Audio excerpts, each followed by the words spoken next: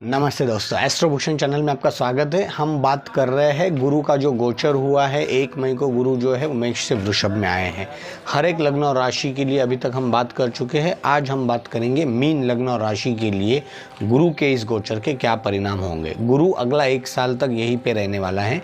बीच में 4 महीना वो वक्री होने वाला है, उसकी बात हम बाद में करेंगे जब अक्टूबर में वो वक्री हो जाएगा। यहाँ पे मैंने मीन लग्न की कुंडली बनाई है। प्रथम भाव में 12 नंबर, यानी ये मीन राशि हुई और ये प्रथम भाव में, तो ये मीन लग्न हुआ। अब यहाँ पे देखिए गुरु जो है वो दूसरे भाव से तीसरे भाव में जा रहे हैं। गुरु 1 मई को यहाँ से यहाँ पे तीसरे भाव में आ चुके हैं। राहु यहाँ पे आपके लग्न में है, केतु सप्तम भाव में है, शनि विदेश के भाव में, व्यय भाव में है। अब देखिए गुरु यहाँ पे क्या करेंगे। ये आपका ब्रदर सिस्टर्स का स्थान है, ये आपका पराक्रम का स्थान है। सबसे पहले ये गुरु आपके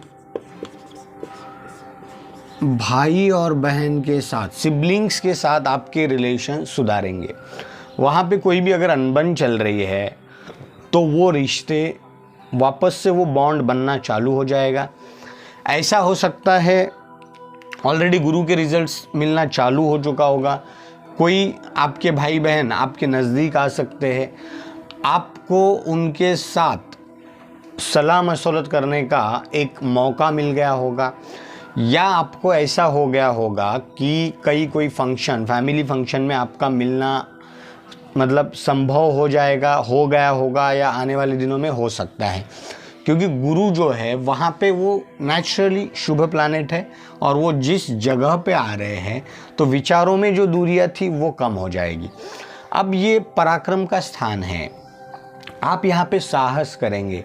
खास करके जो लोग HR की फील्ड में हैं, मीडिया एंटरटेनमेंट फील्ड में हैं, जो पब्लिक इन्फ्लुएंसर है, पब्लिक स्पीकर है, वो सब लोगों के लिए अगला 1 साल बहुत अच्छा रहने वाला है। अगर आप कोई भी फील्ड में होने दीजिए, लेकिन आपका एक दायरा यहाँ पे बढ़ने वाला है। से कि आप हाउसवाइफ हो, लेकिन आपका सराउंडिंग है, जो नेबरहुड है, उनके साथ आपका बॉन्डिंग बढ़ जाएगा, कनेक्शन बढ़ेगा। क्योंकि ये पराक्रम यानी आपका जो कॉन्टैक्ट्स है ये बढ़ा देगा।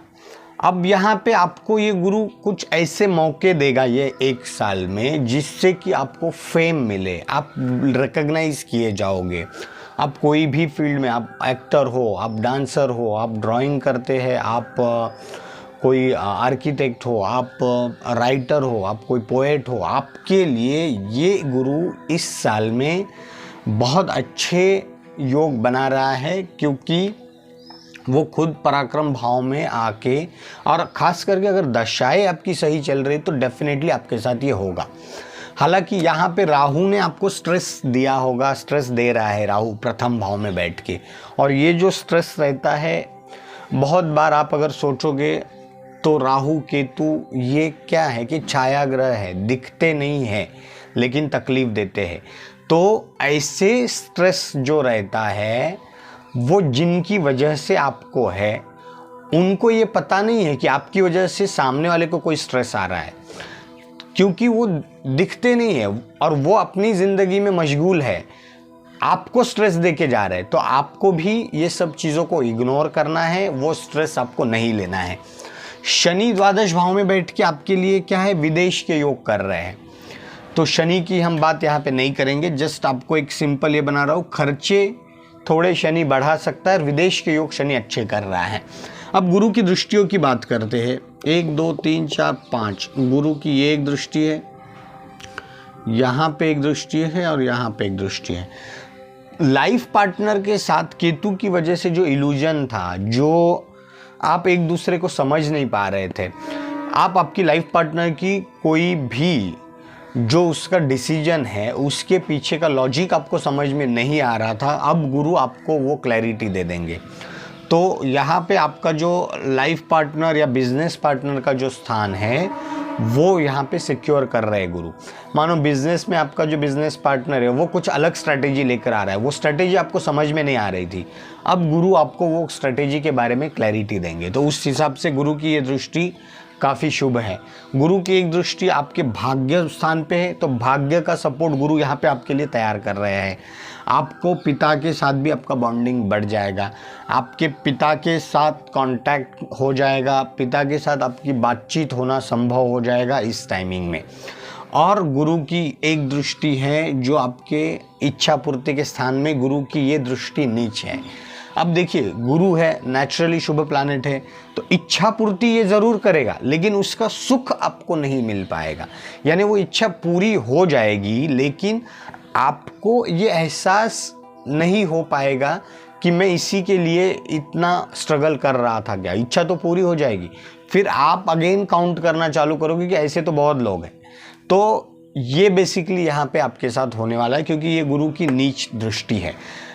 और मैं ये इसलिए कह रहा हूँ, इच्छा पूरी इसलिए होगी कि गुरु नेचुरली शुभ प्लैनेट है, और ये जो इच्छा पूर्ति के स्थान का स्वामी 12वें भाव में स्व राशि में, तो इच्छा पूरी हो जाएगी, लेकिन वो सुख की अनुभूति आपको नहीं होगी, या वो जो सेटिस्फैक्शन रहता है वो शायद आपको ना मिल पाए।